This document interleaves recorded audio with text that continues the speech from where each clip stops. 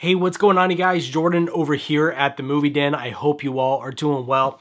So today's video, we are going to be talking about these two, you could think of them like as sister releases in terms of these releases and when they first came out. And that, of course, is The Horror of Frankenstein and Scars of Dracula, the two Hammer films. These are brand new 4K releases from Studio Canal. And first, I want to give a huge shout out to Michael and Deb over at the Movie Room for sending these out for review. This video would not be possible without you guys, so huge thanks to the Movie Room guys. Make sure to go ahead and head over there to check them out. They've got a ton of neat stuff over there. And if you find anything you like, make sure to use my discount code MovieDen10. Save yourself 10% off your order. I'll make sure to put links down below where you can pick these up as well. But guys, let's talk about The Horror of Frankenstein and Scars of Dracula. Now these, as I said in the beginning, these were a double bill when they first came out. These were released together, and it just makes sense that Studio Canal is going to be releasing these together. Now these two films mark an important turning point in Hammer films, as these were the first two films from Hammer Studios that were not partially funded by American money. This was solely 100% backed by them. And these two were definitely interesting takes on each of their respective stories. But we're going to start off with The Horror of Frankenstein. Now, The Horror of Frankenstein was written by the writer who gave us The Curse of Frankenstein. That was the film that really put Hammer in the spotlight in terms of horror, and was actually Hammer Films' first film ever in color. But this time around, the writer also stepped in as the producer and a director. So this usually doesn't happen, but he was writer, producer, and director of this film. He had full control. And he took that opportunity to take his original story, The Curse of Frankenstein, and kind of rework it to a tongue-in-cheek black comedy in a way. This, in a way, is the story of The Curse of Frankenstein, just retold a little differently. Think of similar, in a way, bear with me, to Sam Raimi's Evil Dead and Evil Dead 2. They're similar films, just different takes on them. And by the same director, no less. However, in this, instead of Peter Cushing taking the role as Frankenstein, we are getting Ralph Bates. Now, with Ralph Bates being put into this film as Baron Frankenstein, he had previously been in other Hammer films, but with this one, this was Hammer's attempt at the time he was kind of gonna be the new face of Hammer horror, like Peter Cushing and Christopher Lee was. They wanted Ralph Bates to kind of replace Peter Cushing, and that didn't work out so well. But what's interesting is what Bates does with Frankenstein is he takes all the unfavorable, unlikable traits of Peter Cushing's Frankenstein, and he just dials that up. Whereas with Peter Cushing's, he's a very complex character, that one. And this, maybe you can argue that Ralph Bates' Frankenstein is complex. I don't see that as much. Ralph Bates' Frankenstein is just very cold, he's honestly a psychopath in this one. Doesn't show any emotion, regardless of any situation, happy, sad, angry. He is very just one tone, one level throughout the whole film as a character. And that's why I see this Frankenstein not really as a man who, with Peter Cushing's, he sees, does the end justify the means, right? He will do whatever it takes, where this Frankenstein is very, I'm going to do what I want. I don't really care, even if it involves, he kills a lot of people in this one, even his own father, which is wild, his best friend. I mean, yeah, this Frankenstein's unhinged. But I don't know. I was not a fan of this Frankenstein. He was almost, honestly, a little unbearable to watch. He just kind of got on my nerves. I don't know what it is. It's got to be just how cold he is. That has to be it. But this film also, and what's interesting is the writer, of course, he really dove into this, is it feels a product of the 70s. With the hairstyle, Ralph Bates' hairstyle looks straight out of the 70s. The makeup on some of the women look straight out of the 70s. It even goes as far as to, there's a scene where they have a forearm and a hand, and they're going to reanimate it, and the reanimated hand throws up a peace sign. So the 70s is all over this film. It's bizarre, but it's oddly kind of on tone with the film they were trying to do, I think. Now, this film, along with Scars of Dracula, really feels like Hammer's attempt to experiment with these monsters. I wouldn't say a complete reinvention of the monsters, but definitely an offshoot, I think, of what we know and love of Hammer's Frankenstein and Dracula. It's really interesting to go from, we just got from Hammer Films, they released an incredible, I have it right here. Like I said, it's interesting to go from Hammer Films, they just released The Curse of Frankenstein in this incredible release right here, to watch, or to go from this to this. They feel like two sides of the same coin. They're similar, but they're completely different. It's interesting. Even in this one, you have Christopher Lee playing the monster. And actually, what I thought was really cool is in this one, you have David Prowse. If you guys don't know who that is, he is the guy who portrayed, not vocally, but portrayed Darth Vader in the original Star Wars, was David Prowse. He was the one in the suit. While I appreciate that casting of David Prowse, because the dude's huge. He was a bodybuilder. There's just something a little off about him, I thought. I don't know if just the look. I guess I'm just so used to, even the original Frankenstein from the Universal Monsters, that this Frankenstein just, I don't know, he looked kind of funky to me. I don't know.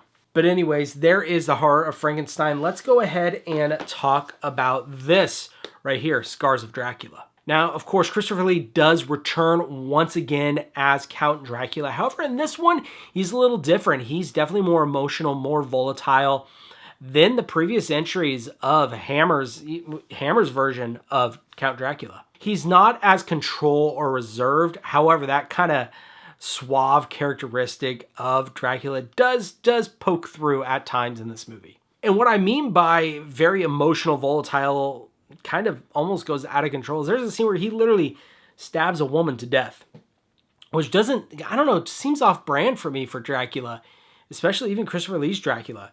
But he does, and he goes at it and he stabs her to death, and it's pretty crazy. But this film definitely, speaking of stabbing this girl to death, really pushes the envelope with gore a lot more than the early entries of Dracula that Hammer has done. Quite a bit, actually, and it was shocking to see, especially for a film coming out in the 70s. I mean, it takes killing a bunch of women in a church, and it's a bloodbath in there.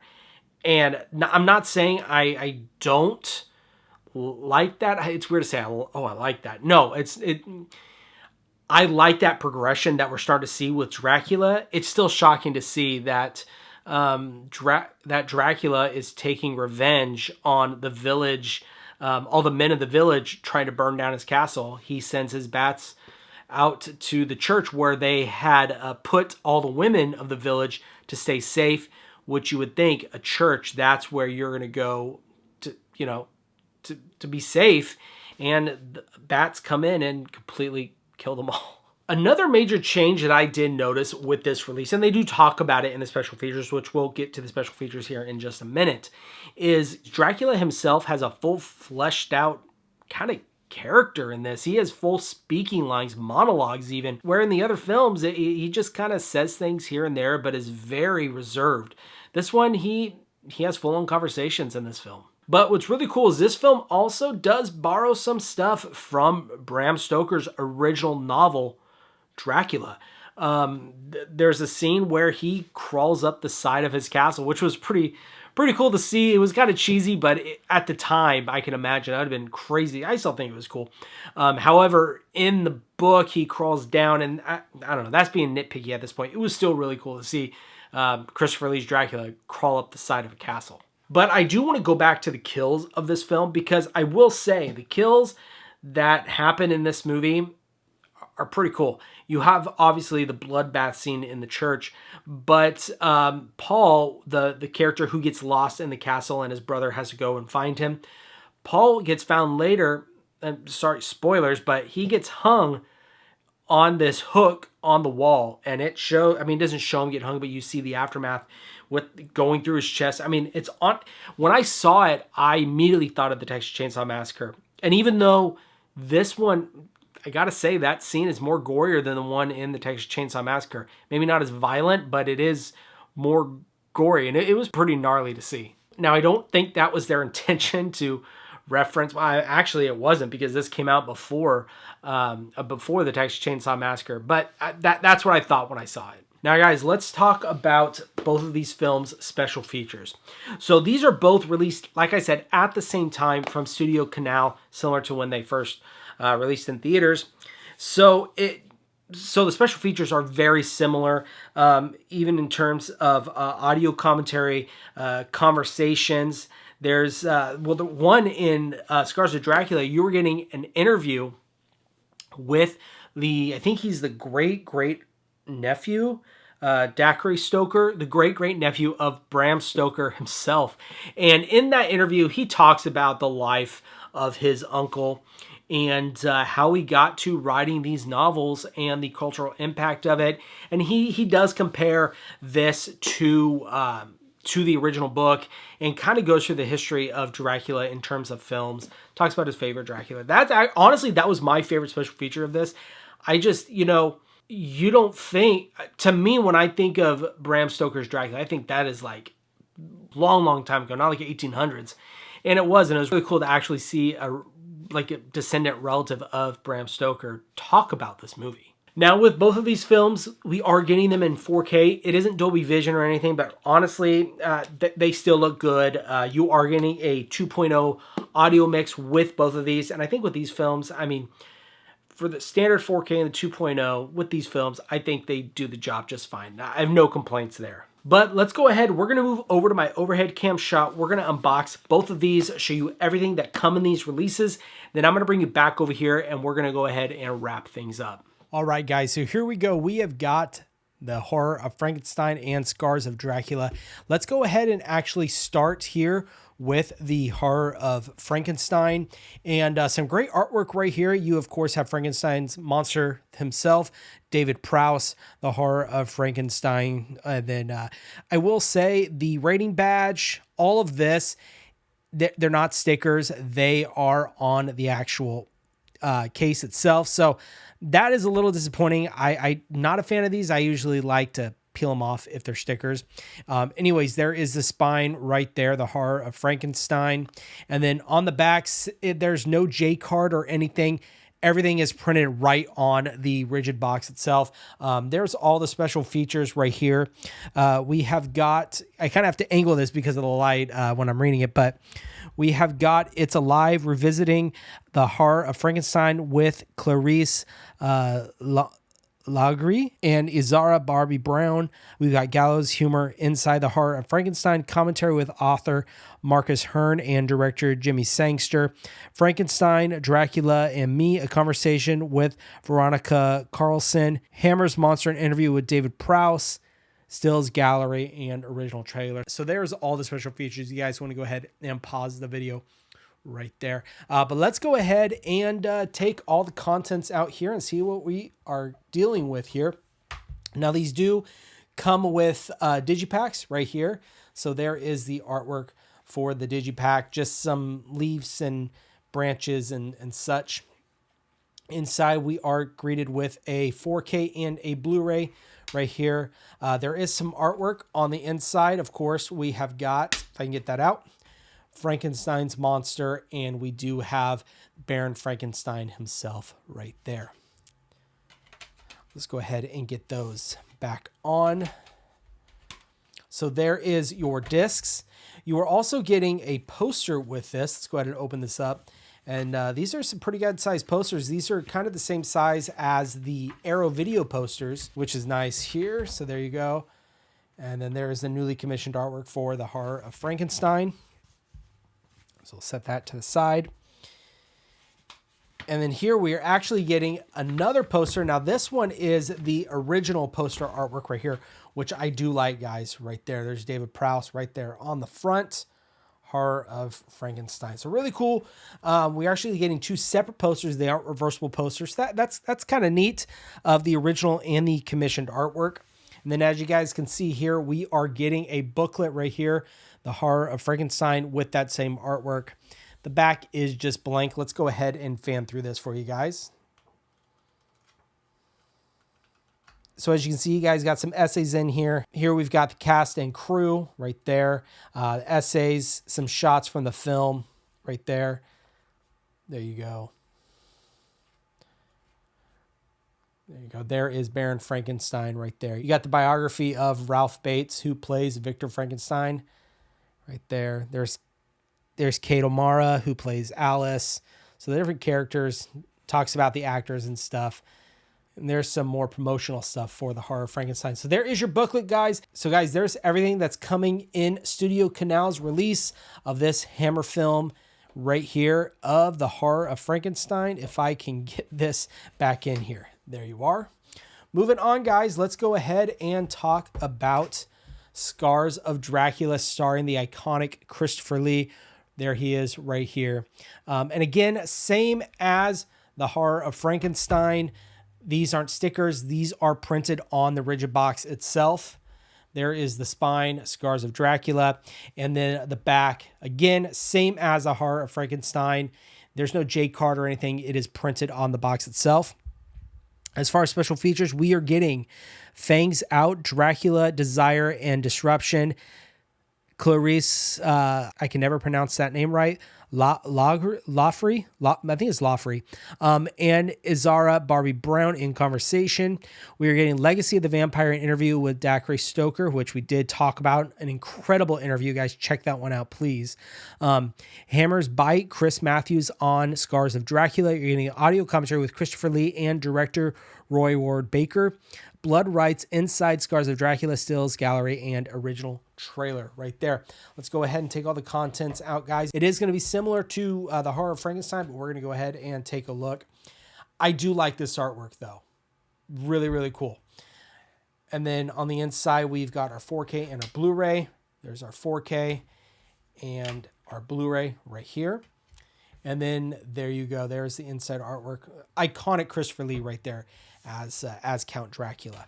So let's go ahead and get these discs seated back in here. All right, so there is your digipack. Moving on, we got two posters here. We have got a poster for the commissioned artwork right here for Scars of Dracula. Right there. And then you're also getting a same size poster of the original poster artwork right here. If I can get this open. Which this artwork, I like the original artwork for these a whole lot more. There you are. And Scars of Dracula. So guys, there are the two posters you are getting with this release. And then moving on, lastly, we have got our booklet. Same artwork as the front of the rigid case. And then on the back, it is just blank. Let's go ahead and fan through this, guys. There you are. So as you can see here, we have got, same as the other one, cast and crew, some essays on the film. Great stuff in here. We've got this one, Christopher Lee versus Dracula, a match made in hell. That's a great essay to check out, guys. And then on the back, we should have, here we go, some biographies. Christopher Lee, who plays Count Dracula, right there. And all the other actors who are in the film. So guys, there's everything that comes in this release of Scars of Dracula and the Horror of Frankenstein. So guys, there is my full unboxing of Horror of Frankenstein and Scars of Dracula from Studio Canal to Sister Hammer Films, we'll call them. Now, what did I think of these? Like I kind of said earlier, these feel like very experimental offshoots of the traditional Hammer versions of Frankenstein and Dracula that we've come to know and love. I think they're fun gems. And do I put them up there with the likes of Dracula or The Curse of Frankenstein? No. But they deserve their place in the history of Hammer films, and that's what I love about them. Do I recommend you guys picking these up? If you guys are fans of Hammer, of course, I think these are great releases. The special features in here are really cool, especially getting the great-great-nephew of Bram Stoker. Still blows my mind that they were able to do that. But anyways, guys, let me know down below, have you guys seen these films? Do you like these? Are you guys going to pick these Studio Canal releases up? Let me know. Again, I'll make sure to link these down below where you can pick them up over at the movie room. Make sure you use my discount code MovieDen10. Save yourself 10% off your order. And again, huge shout out to Michael and Deb for sending these out for review. But guys, that is going to be the end of the video. I hope you all enjoyed it. And of course, you all take care.